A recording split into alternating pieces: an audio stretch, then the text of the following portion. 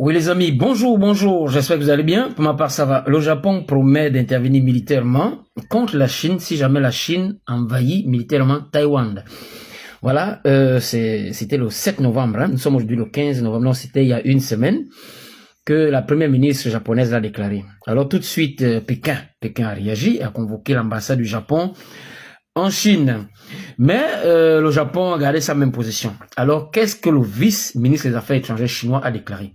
Qu'est-ce qu'il dit? Il dit, aujourd'hui, quiconque osera entraver la grande course de l'unification de la Chine, sous quelque forme que ce soit, se heurtera à la riposte cinglante de la part de la Chine. Vous voyez un conflit qui se dresse là.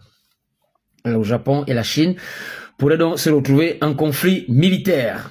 On va d'abord écouter ce que nous disent les informations et on va essayer de comprendre qu'est-ce qui ne va pas. Pourquoi est-ce que la Chine veut à tout prix garder le contrôle sur Taïwan? Il y a une raison, ça c'est la géopolitique là. Il faut comprendre pourquoi. Et pourquoi est-ce que le Japon intervient? Hein? On va comprendre. On écoute d'abord les infos et on revient.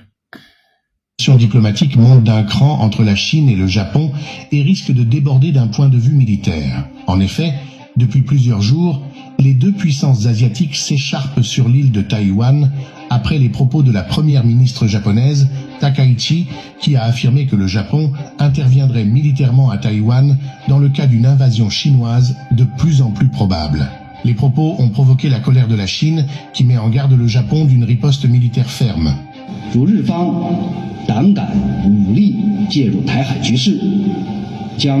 Bon, on va s'arrêter là, hein. Ça c'est déjà en mandarin qui sont en train de parler. En fait, qu'est-ce qui se passe? Comme je vous l'ai dit tout à l'heure, le Japon a promis d'intervenir militairement si jamais la Chine envahit Taïwan. Les Japonais ont quel intérêt à intervenir militairement dans cette histoire? Bon, d'abord, il faut reconnaître qu'après après la Deuxième Guerre mondiale, le Japon qui a subi le bombardement de 2 bombes atomiques, Nagasaki et Hiroshima, rappelez-vous, le Japon est désormais assiégé pratiquement par les impérialistes américains. Les Américains ont 15 bases militaires au Japon, 15 bases, avec entre 54 000 et 55 000 soldats actifs, c'est-à-dire les soldats militaires actifs qui sont au Japon. Vous voyez que le Japon n'est pas aussi indépendant qu'on le croit. Ils sont quelque part dominés par les impérialistes américains. Donc si le Japon prend cette position, c'est parce que derrière se cachent les États-Unis. Et pourquoi est-ce que les États-Unis ne veulent pas que la Chine ait une influence sur Taïwan? Taïwan, ici, c'est une île, hein, c'est une île qui se trouve à cheval entre la Chine et les États-Unis. Ça, c'est sur l'océan Pacifique. Parce que sur l'océan Pacifique, il y a comme une ceinture de 4 îles. Il y a la Corée du Sud, il y a les Philippines, il y a le Japon et il y a Taïwan.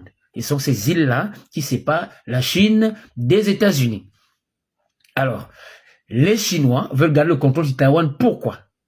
Justement parce qu'en cas de conflit entre la Chine et les États-Unis, Taïwan peut leur servir de couloir sous-marin par lesquels ils peuvent faire passer leurs sous-marins nucléaires pour riposter contre les États-Unis. Les États-Unis ne veulent pas donc que les Chinois aient une certaine influence sur Taïwan parce que c'est pour leur sécurité.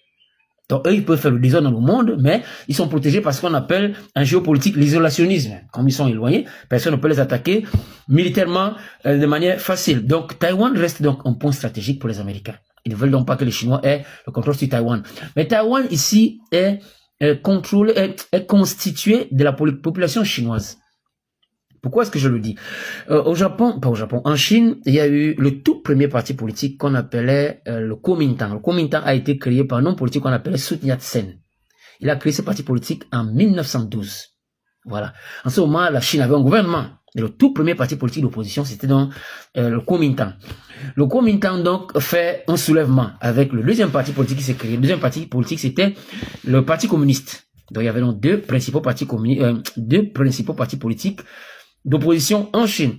Alors, qu'est-ce qui s'est passé? Il y a eu en 1927, donc, un soulèvement qu'on appelle le soulèvement de Nanshan, où des troupes du Kuomintang se sont ralliées au Parti communiste chinois pour faire un soulèvement. Ils ont créé dans ce qu'on a appelé l'armée populaire de libération. C'est comme ça qu'on renverse dans le pouvoir central de Chine. Mais seulement le Kuomintang prend le contrôle de 1927 jusqu'à 1949. Et pendant que le Kuomintang contrôlait, il y a eu un désaccord entre le Kuomintang et le Parti communiste. Pourtant, ils avaient ensemble renversé le pouvoir central. Il y a donc eu mésentente et puis il s'en est suivi une guerre civile entre le Parti communiste et le Kuomintang. guerre par, comment on appelle ça? Le nom m'échappe. Oui, c'est la guerre par intermittence, justement, c'est l'expression qui m'échappait.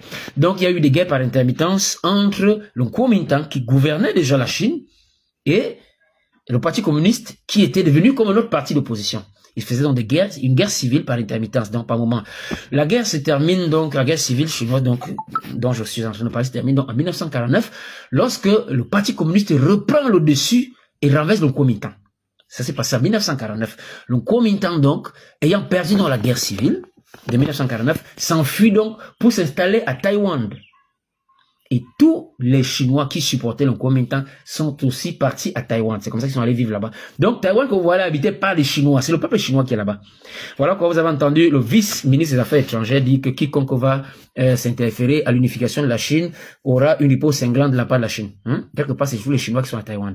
Mais seulement, bon, ils sont quelque part sous le pouvoir de Taïwan, veut une certaine indépendance. Alors, ils sont soutenus par les Américains qui, eux, les soutiennent de manière stratégique, parce que les Américains et les Chinois sont des ennemis géopolitiques. Les Chinois veulent prendre un peu l'hégémonie mondiale, les Américains n'acceptent pas. Donc Taïwan reste donc très stratégique à ce niveau, parce que si les Chinois prennent le contrôle de Taïwan, les États-Unis ne se sentent plus en sécurité, parce que Taïwan jusqu'à là servi de couloir par Taïwan justement pour passer par l'océan Pacifique et attaquer directement les États-Unis. J'espère que là les gens auront compris de quoi il est question.